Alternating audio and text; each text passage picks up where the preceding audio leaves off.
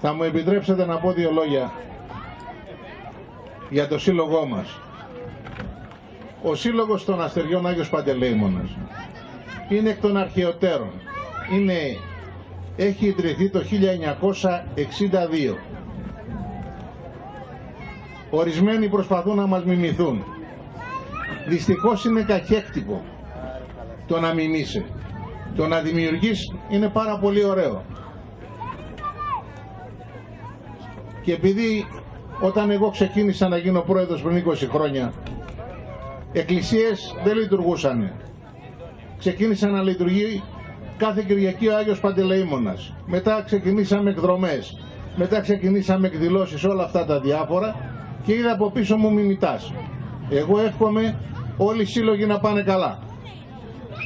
Όλοι. Το εύχομαι από το βάθος της καρδιάς.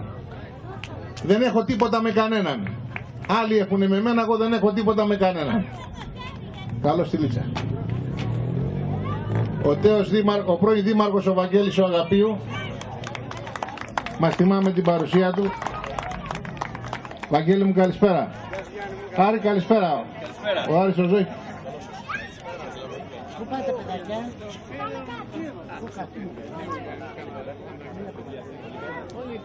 Αυτά να βλέπω να τρελαίνομαι. Βαγγέλη, αυτά να βλέπω. Λοιπόν,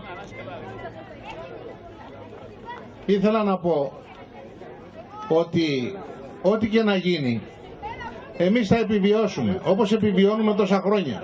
Απλούστατα ο κόσμος διασπάται, τον κόσμο τον εκάνουμε να μας συχαίνεται, ενώ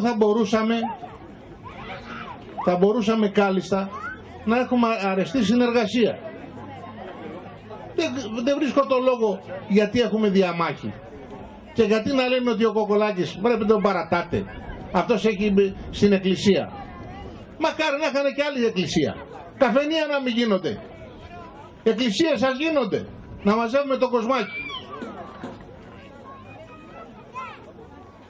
Αυτά ήθελα να πω.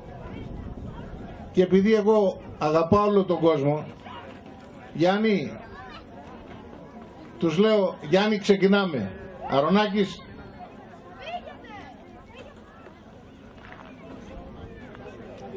Πάμε, Γιάννη. Αυτό γίνεται για πρώτη φορά σε σύλλογο. Εύχομαι να το μιμηθούν και αυτό. Κύριε Φωτιά.